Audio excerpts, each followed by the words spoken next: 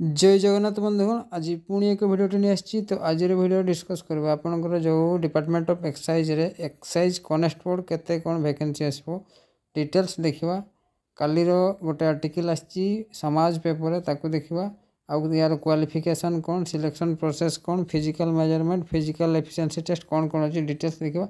जदि आज भिडियो आपको हेल्पफुल लगे वीडियो को लाइक करेंगे चैनल को सब्सक्राइब करदे एवं सांग सहित सेयार करदे आउ आमर टेलीग्राम चैनल अच्छी एम्प्लॉयमेंट ओडिशा मु वीडियो डिस्क्रिप्शन देदेवी ताकू जॉइन करदे से आमर सब पीडीएफ गुड़ा पाइबे। तो चलतु आज भिडियो स्टार्ट करवा। हाँ यहाँ देख पारे यहाँ समाज पेपर आर्टिकल टी गत काली 2 तारिख 2 एप्रिल आसाला। तो एगुड़ा अलग जो ग्रुप ए बी पदवी अच्छी तो आमर जोटा सी देखा 1646 अबकारी कनेस्टेबल पदरु 659 पद खाली पड़ी। यहाँ देख पारे लाइनटा 1646 टी आम टोटाल सांक्शन स्ट्रेंथ से 659 पद खाली पड़ी। तो अबकारी क्षेत्र राजस्व संग्रह को बढ़ुची 2023-24 एतकी कोटी टंका राजस्व होता से डिटेल्स आउ लिखिं। तो आपणकर एक्साइज कनेस्टेबल जो आसबार अच्छी तो टोटाल पोस्ट आप धरिकी चलतु 600 केते अच्छी मो 6 हाँ 6,659 आपणकर कनेस्टेबल ऑफ एक्साइज रे आसीबो बुझा पड़ला। एतकी वैकेंसी अच्छी माने एटा आसीबो ही आसीबो क्लियर। तो आपण माने कहिबे नै यार क्वालिफिकेशन कौन सिलेक्शन प्रोसेस कौन फिजिकल मेजरमेंट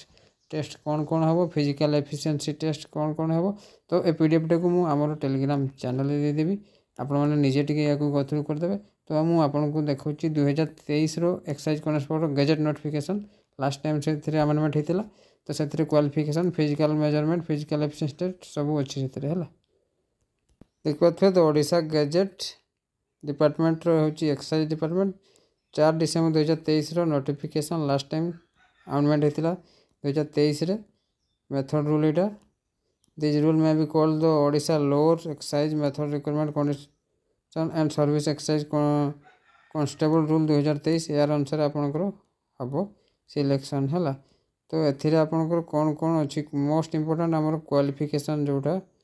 आम देखा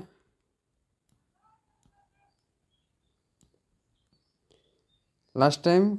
हाँ किए कंडक्ट किए कर गोटे कथा लास्ट टाइम आमर OSSC कंडक्ट करथिला मे भी दिस ए वर्ष या कंडक्ट करें OSSC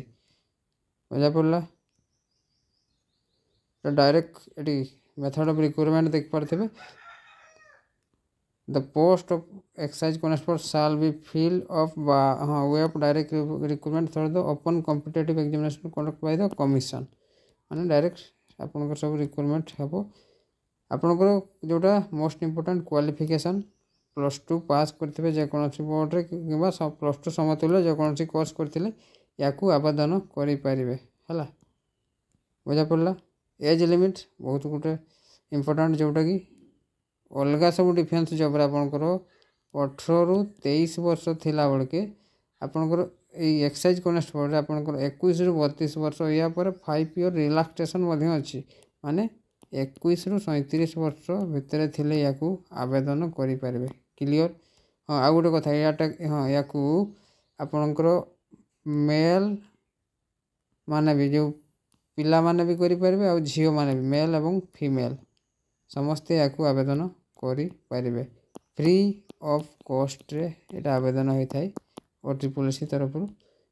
है। एज लिमिट क्वालिफिकेशन गला आपंकर जमीक आउ सब डिपार्टमेंट भी थाए फिजिकल मेजरमेंट यहाँ देख पारे जनरल आउ SCBC 168 हूँ हाइट cm आउ 55 kg हवा दरकार यहाँ मेल मान हाँ पिला मानी झील मान 158 हाइट आउ 47.5 kg से चेस्ट मेजर करा जाए ना यहाँ पिला चेस्ट सेमती STSC मानक ये गजेट नोटिफिकेशन टी मुझे टेलीग्राम चैनल देदेवी Telegram channel link video description में मुझे देदेवी अलरेडी ताकू जॉइन करदे से आपने पाइबे बुझा पड़ा। फास्ट आपंकर रिटन एग्जाम हम फिजिकल स्टैंडर्ड टेस्ट आउ फिजिकल एफिशिएंसी टेस्ट देन आपनकर सिलेक्शन हो जिवे आपण माने तो आपन रिटन रे 100 क्वेश्चन 100 मार्क और 2 घंटा समय दिया जाबो ओएमआर किबा आपनकर कंप्यूटर बेस हेई पारे बुझा पड़ले तो आगु आपनकर आसुची कौन कहले ओटा एक्सरसाइज कॉन्स्टेबल आगु आपनकर आसुची एक्सरसाइज कॉन्स्टेबल तो आपण माने फिजिकल एफिशिएंसी टेस्ट कौन कौन आपन कह दूची आपनकर मेन कैंडिडेट में रनिंग अच्छी 1600 मीटर 7 मिनट समय दि जाव आ लंग जंप अच्छी 3.66 मीटर नहीं 3टा चांस दि जाव आ गोटे हाई जंप थी सॉरी लंग जंप ही अच्छी हाँ आउ फीमेल झील मान रनिंग अच्छी 1600 मीटर जोटा कि 9 मिनट दि जाव झील मान को 7 मिनट दि जाता आ लंग जंप अच्छी 2.75 मीटर भी 3टा चांस दि जाव एति तो अच्छी आ लंग जंप आउ आपनकर रनिंग आउ किछि नहीं देन मेडिकल टेस्ट हम आ तो आई होप आज भिडियोटी आपको भल लगी जदि भिडियोटी आपको भल लगी वीडियो को लाइक करदे और चैनल को सब्सक्राइब करने जमा भूलें और सांग मान सहित शेयर करदे तो आज रोचे पुणी देखा नेक्स्ट वीडियो रे जय जगन्नाथ।